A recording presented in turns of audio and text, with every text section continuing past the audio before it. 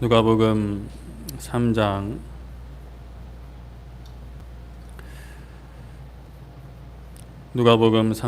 15절부터 38절까지 누가복음 3장 15절부터 38절까지 말씀 중에 15절부터 22절까지만 교독하도록 하겠습니다. 누가복음 3장 15절부터 38절까지 말씀 중에 15절부터 22절까지만 교독하도록 하겠습니다. 백성들이 바라고 기다림으로 모든 사람들이 요한을 혹 그리스도신가 심중에 생각하니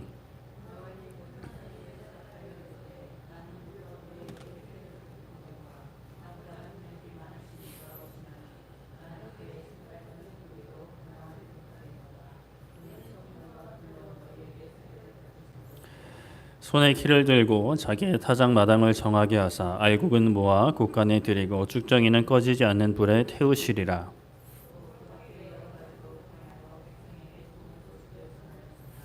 분봉왕 헤롯은 그의 동생의 아내 헤로디아의 일과 또 자기가 행한 모든 악한 일로 말미암아 요한에게 책망을 받고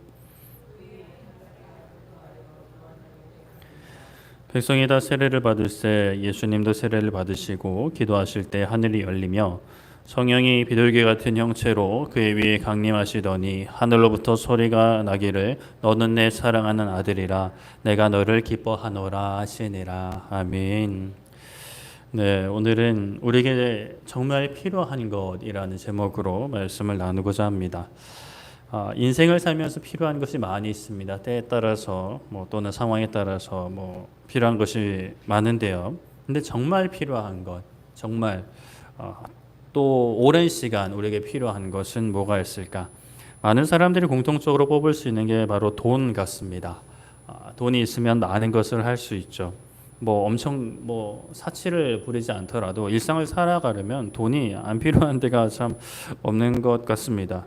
그런데 우리가 반드시 잊지 말아야 할 사실은 돈은 사실 수단이자 도구일 뿐이지 인생에 있어서 가장 최종적으로 우리가 얻어야 하는 것은 아닌 거죠. 돈을 통해 우리가 먹을 것도 사고요, 옷도 사고 집을 살 수도 있습니다. 돈으로 자녀들 공부도 시킵니다. 또 여가 생활을 즐길 수도 있죠. 또 다른 사람을 도울 수도 있습니다. 많은 곳에 사용을 할 수가 있죠. 그래서 사람들이 돈을 필요로 하고 그것을 얻기 위해서 열심히 노력을 합니다. 사업을 하기도 하고요, 취업을 해서 일을 합니다. 그리고 이제 이왕 할 거 좀 더 벌면 좋으니까요. 더 많은 일을 할 수 있으니까 그래도 좀 연봉이 높은 좋은 직장에 들어가기 위해서 열심히 노력을 하고 또 그 가운데 또 좋은 대학에 가려고 노력을 합니다. 물론 모든 사람이 그런 것은 또 아닙니다. 정말 대학에 가는 이유도 내가 배우고 싶은 것을 배우기 위해서 대학에 가기도 하고 또 어떤 직장에 그냥 취업하는 그런 것이 아니라 자기 일을 하면서 내 꿈을 이루기 위한 진짜 내가 하고 싶은 일을 하기 위해서 그런 일을 하기도 하죠. 그러나 별다른 꿈도 없고 뭘 딱히 배우고 싶지는 않은 친구들은 남들 다 가니까 또 취업해야 되니까 그래서 그런 기준으로 대학을 선택하고요. 또 돈을 벌기 위해 일자리를 알아봅니다. 그런데 이 땅에서 그것이 꼭 나쁘다고 말할 수는 없을 것 같습니다. 그러나 인생이 다 끝날 때까지 그렇게만 살아간다면 그거는 좀 문제가 많다라고 볼 수가 있겠죠. 대체 무엇을 위해 사는가? 그냥 내가 선택해서 태어난 건 아니고 정신 차려보니 태어나 있었고 스스로 끊을 수 있는 용기도 없고 꼭 그럴 필요도 못 느끼고 이왕 이제 살아가니까 좀 편하게 살고 싶고 즐겁게 살고 싶고 좋게 살고 싶은 게 이제 사람 마음인 거죠. 어차피 태어났으니까 그래도 큰 고생보다는 좀 편하게 사는 걸 바랍니다. 그러나 진짜 고생하지 않고 편하게 사는 게 인생의 전부인가? 인생의 목적의 전부인가? 진짜 그렇게만 살다가 이 세상을 마무리할 때가 되면 너무 허무할 것 같습니다. 고생하지 않기 위해 오랜 시간 동안 고생을 하는 이 아이러니한 인생이죠. 좋은 대학에 가기 위해서 고생합니다. 직장에서 살아남기 위해 고생합니다. 사업을 하면 그것을 유지하기 위해 고생을 하고요. 나이가 들어서 좀 그래도 모아놓은 것이 많은 분들은 편하게 사실 수 있겠지만 나이가 들어서도 여러 고생을 하면서 살아갑니다. 돈으로도 사실 해결할 수 없는 어떤 질병의 문제들도 있고요. 그러다가 이 세상을 떠나게 되면 이게 뭔가 이제 잘못된 것 아닌가라는 생각을 해야 되는데 그 어떤 허무한 인생의 굴레, 열심히 노력했는데 결국에는 내 손에 아무것도 남아있지 않은 그런 인생의 마무리를 맞이하지 않으려면 단 하나의 방법밖에는 없죠. 바로 예수님을 만나는 겁니다. 예수님을 만나면 그런 허무한 삶의 굴레가 깨어지게 됩니다. 예수님을 만나면 그 예수님이 우리의 인생의 최종 목적이 되는데요. 그러므로 우리 인생의 중간중간 큰 목표들, 대학에 가는 거, 직업을 가지는 거, 연애를 하는 거, 결혼을 하는 거, 자녀를 낳는 거, 신앙생활은 물론이고 우리의 모든 일상들, 일생의 큰 일들의 최종 목적이 예수님이 되는 겁니다. 그러면 예수님을 뵙는 거, 예수님을 닮아가는 거, 또 모든 과정 가운데 예수님과 동행하는 거, 그 예수님을 전하는 것이 우리의 삶의 목표가 되어버리는 거죠. 그럼 우리의 인생은 이 예수님을 만나기 전과는 전혀 다른 인생이 펼쳐지게 됩니다. 그 최종 목적지가 달라져 버리기 때문에, 그리고 과정에 임하는 자세도 달라져 버리기 때문에 같은 세상에서 살아가지만, 같은 시간, 같은 문화권을 살아가지만 전혀 다른 삶을 살 수밖에 없는 거죠. 오늘 말씀에 보면은 그 예수님을 찾는 사람들이 등장을 합니다. 사실 예수님을 찾는다기보다는 메시아, 그리스도, 약속하신 이제 오실 왕을 기다리는 사람들이죠. 물론 그분이 예수님이시기지만 하지만요. 이스라엘 사람들은 구약에서부터 하나님께서 말씀하신 왕을 기다리고 있었습니다. 그 왕이 오면 이 어떤 힘든 시간들이 다 끝나고 모든 어떤 문제를 해결해 주실 거라고 믿었죠. 물론 그것이 아예 틀린 생각은 아니었습니다. 모든 것을 해결해 주실 왕은 맞아요. 그러나 이스라엘 사람들이 생각하는 모든 것과 하나님이 계획하신 모든 것은 이게 본질적으로 스케일도 다르고 본질적으로도 다릅니다. 그래도 일단 이스라엘 사람들은 어찌됐건 하나님께서 선지자들을 통해 약속하신 왕을 기다리고 있었습니다. 그런데 요한이라는 사람이 그 혜성같이 등장을 해가지고 회개의 세례를 선포하고 사람들에게 많은 가르침을 줍니다. 사람들이 또 많이 따릅니다. 다른 사람들과는 뭔가 다른 종교 지도자들과는 다른 모습을 보여서 많은 사람들이 요한을 따르죠. 그래서 어떤 사람들이 그 중에서 요한이 혹시 그 그리스도 아닌가, 메시아 아닌가, 우리가 그렇게 기다리던 하나님께서 약속하신 그 왕이 아닌가라는 생각을 이제 마음속에 하게 되는 거예요. 서로 수근수근 거리기도 했겠죠. 그들이 그런 생각을 가지자 요한이 그 싹을 아예 잘라버리는데요. 16절에 보면 나는 물론 너희에게 세례를 베풀었지만 나보다 능력이 많으신 이가 오실 것이니 나는 그분의 신발끈을 풀기도 감당하지 못할 거다라고 합니다.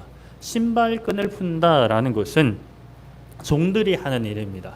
그냥 서로가 서로에게 하는 평범한 사람들끼리 하는 그런 게 아닌 거죠. 낮은 사람들, 종이 하는 거죠. 자신과 오실 그분을 비교하면 나는 종보다 못한 존재다라고 하는 거예요. 그분은 성령과 불로 세례를 베푸실 것이라고 합니다. 물로 하는 세례는 죄를 씻는 의미를 담고 있죠. 그런데 오실 그분은 성령님과 불로 세례를 베푸신다라고 합니다.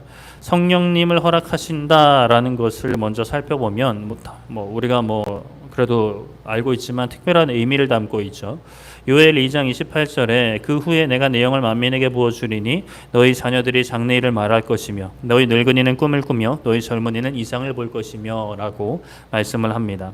여기서 이제 앞서 그 후라는 것은 하나님께서 이스라엘 백성 가운데 놀라운 일을 행하시고 이스라엘 백성들이 영원히 수치를 당하지 않을 때를 가리킵니다. 그 후에 하나님이 놀라운 일을 행하시고 이스라엘 백성들이 이제는 수치를 당하지 않는 그 후에 하나님께서 영을 부어주신다라는 거예요. 하나님의 나라 이스라엘을 굳건하게 세우실 그 이후에 영을 부어주신다. 메시아 그리스도 왕이 오셔서 이 나라를 굳게 한 이후에 영을 부어주신다라는 거예요. 즉 성령님으로 세례를 베푸신다라는 것은 하나님께서 이스라엘을 회복하실 때 영원히 수치를 당하지 않게 하실 그 하나님의 나라가 이미 시작되는 그 후에 일어나는 일이다라는 거예요. 그것은 오실 왕 메시아 그리스도가 행하실 일이 이루어지고 난 다음에 영을 부어주신다라는 거죠. 또 그분이 불로 세례를 베푼다 합니다. 이 물로 죄를 씻는 정도가 아니라 불은 아예 태워버리는 것을 의미합니다. 불이란 이스라엘 문화권에서도 기타 다른 문화권에서도 제사가 있었지만 제사를 드릴 때 꼭 필요한 거죠. 제사를 드릴 때 물로 씻고 그리고 불로 태웁니다. 태우는 것은 완전한 희생과 완전한 그 소멸을 의미합니다. 그렇게 죄를 태워서 한 사람을 정결케 하시는데 한 사람만 정결케 하는 것이 아니라 공동체를 회복시키십니다. 17절에 손에 키를 들고 자기의 타작마당을 정하게 하실 것이다 라고 말씀을 하고 있죠. 타작마당을 이제 정리하는 거예요. 알곡을 열심히 키질을 했으면 알곡과 이제 쭉정이들이 모여 있으면 키질을 해서 알곡은 따로 모아서 곳간에 드리고 쭉정이는 꺼지지 않는 불에 태워버린다라고 말씀을 하고 계시죠. 알곡과 쭉정이, 알곡과 가라지를 분리해서 이제는 정결케 하시는 겁니다. 예수님께서 하시는 모든 사역이 이렇게 의인과 악인을 분리하는 그 마지막 심판을 향해 나아가는 사역인 거고, 예수님께서 십자가에 죽으시고 부활하신 그 사건을 통해 하나님의 나라가 이 땅 가운데 하나님을 믿는 사람들 가운데 먼저 시작이 되는 거죠. 그리고 다시 오실 때 완전하게 임하게 되는 겁니다.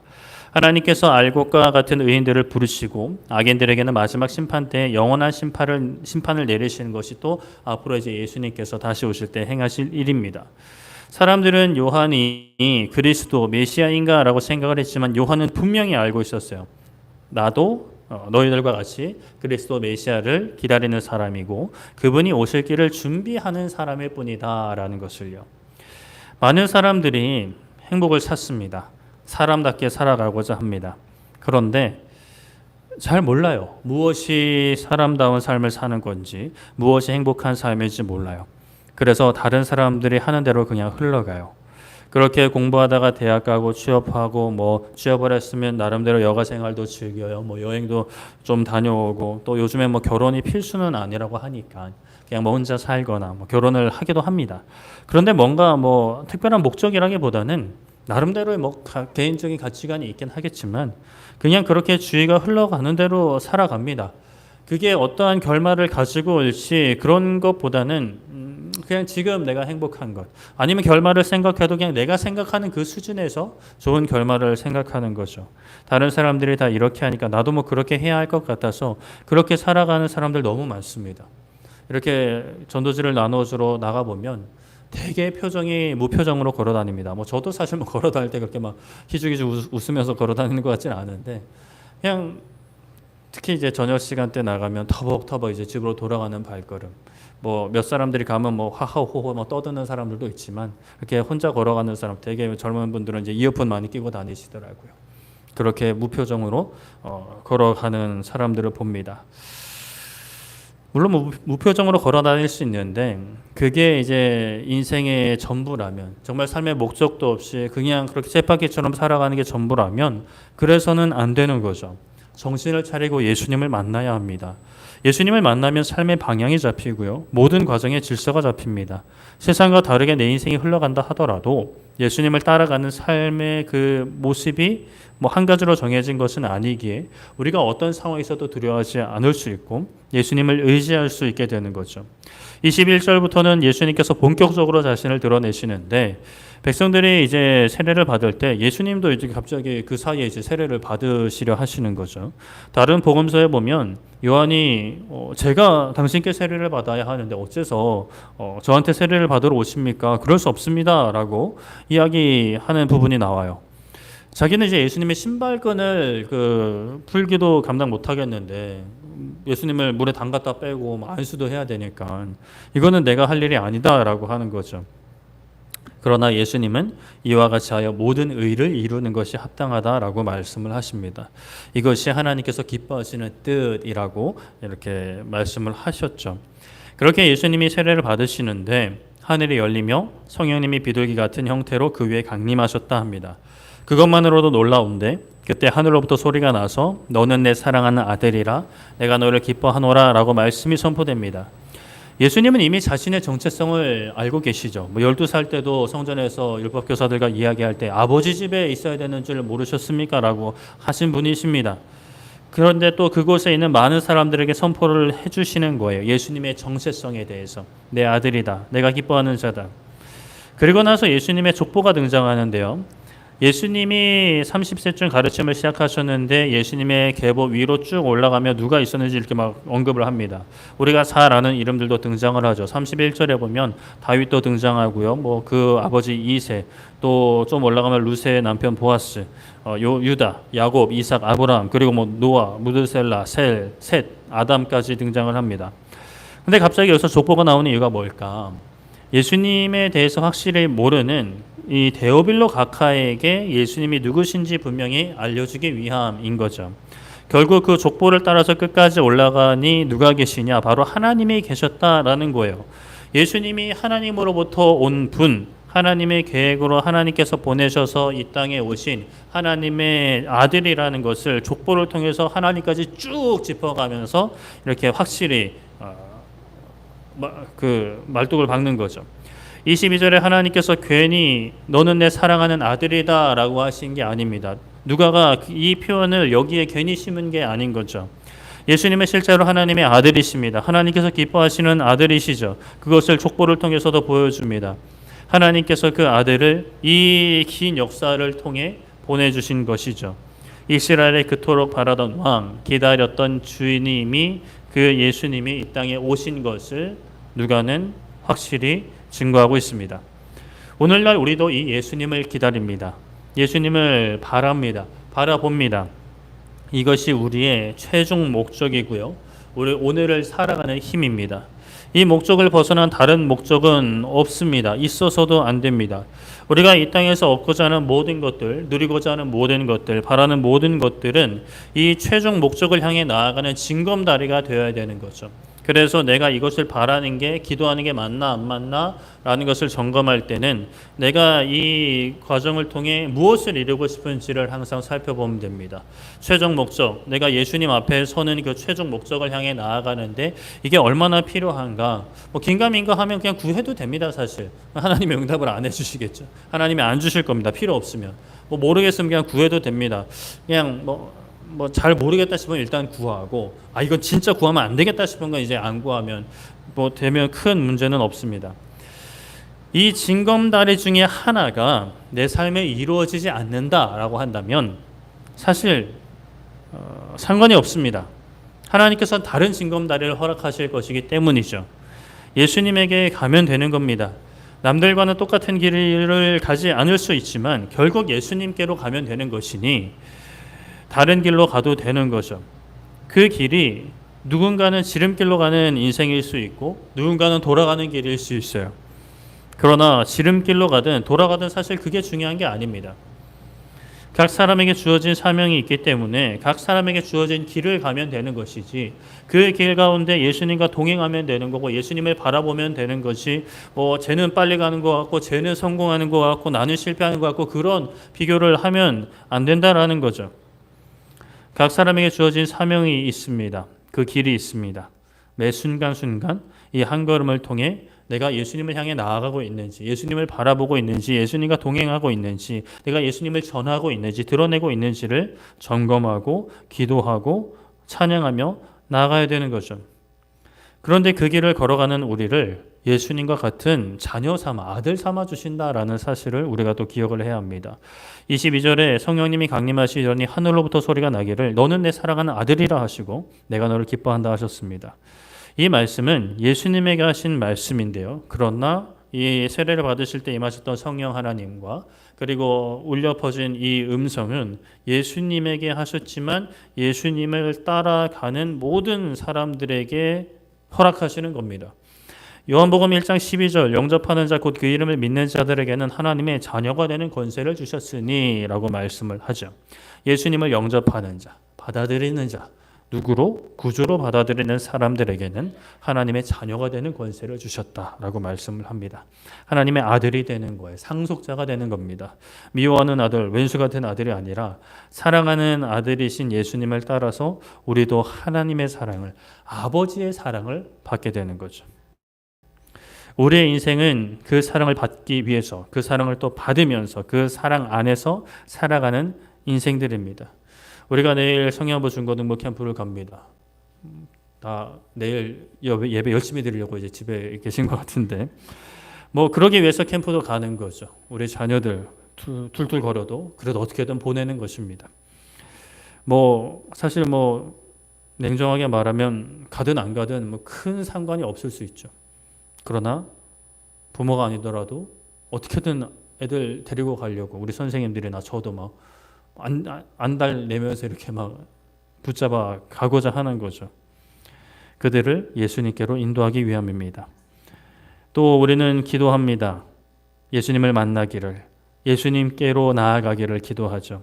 그 사랑을 깨닫기를, 그 사랑 안에 살아가고 그 사랑을 향해 살아가는 그 복된 인생을 나는 살고 있는데 우리의 자녀들과 또 우리 믿음의 후배들이 그냥 후배들이고 믿음의 후배가 안 되어 있는 상황이니까 믿음의 후배가 되어서 함께 예수님을 바라보는 삶이 되도록 우리가 오늘도 이 시간 또 함께 기도할 것입니다. 먼저 믿은 우리도 바쁜 삶 가운데 잃어버릴 수 있습니다. 놓칠 수가 있어요. 예수님을 붙잡아야 되는데 예수님을 붙잡기 위해서 사실 일하고 우리가 가정도 꾸리고 가정을 또 유지하고 살아가는데 사실 살다 보면 이게 놓칠 수 있는 부분이 분명 우리 가운데 있습니다. 우리는 연약하기 때문이죠. 그러니 또 이런 금요일 저녁 시간을 통해 우리가 다시 한번 말씀 듣고 찬양하고 기도하며 붙잡는 겁니다. 예수님 아니면 저희 살 수 없습니다. 예수님 아니면 저 하루도 살 수 없고요. 예수님 아니면 이 불안함과 이 두려움에서 벗어날 수 없습니다. 예수님 안 계시면 아무리 돈이 많아도 아무리 일이 잘 풀려도 하나님 저 행복할 수 없습니다. 저 살 수 없습니다. 라는 그 마음을 다시 한번 입술로 고백하고 기도로 하나님, 예수님, 이 성령 하나님 나와 함께 해달라고 기도하는 것이죠. 그렇게 다시 한번 하나님 바라보며 마음을 다해 기도할 수 있는 복된 시간 되기를 소망합니다. 말씀을 정리하겠습니다. 이스라엘 백성들이 요한을 보고 그리스도신가? 라고 생각을 하자 요한은 아니다 라고 단호히 이야기합니다. 나는 그분의 신발끈을 풀기도 감당하지 못할 것이라며 나는 물로 세례를 주지만 그분은 성령님과 불을 통해 세례를 베푸실 것이라고 말씀합니다. 그렇게 알곡을 챙기시고 쭉정이나 태우실 것이라고 가르치죠. 그 예수님께서 요한에게 세례를 받으시자 성령 하나님이 강림하시고 하늘로부터 그 음성 너는 내 사랑하는 아들이고 내가 너를 기뻐한다 라고 음성이 들려옵니다. 우리도 예수님 따라 살아가는 사람들 이 은혜가 우리에게도 임했고 우리에게도 임해야 합니다. 이미 과거에 임한 사실이지만 예수님을 진짜 영접했다면 과거에 경험한 내가 어떤 환상을 보진 않아도 이미 우리가 경험한 것인데 그러나 이것을 우리가 사실 매일 경험해야 됩니다. 성령 하나님께서 우리와 함께하고 계시고 우리를 향해서 너 내 사랑하는 아들이다. 내가 너를 기뻐한다. 세상 속에서 실패하고 때로는 하나님의 아들의 그 모습 그리스도인의 모습도 실패했을 때 좌절하고 절망하고 나 같은 것도 하나님이 사랑하실까? 내 기도 들어주실까? 라고 생각이 들 때도 너는 내 사랑하는 아들이다. 내가 너를 기뻐한다. 그러니 다시 한번 일어나 기도하고 나를 찾고 나를 의지하고 한 발짝 믿음의 한 걸음 내디뎌라. 내가 너와 함께한다. 내가 홍해를 가를 거고 요단강을 가를 거고 만나를 줄 거고 메추라기를 줄 거고 그 가나안 족속들을 쫓아낼 거다.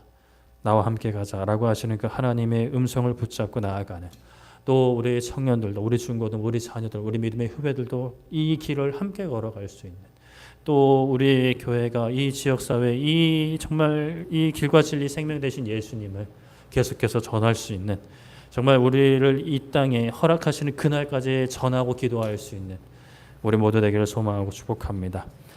이 시간 우리 함께 찬양하고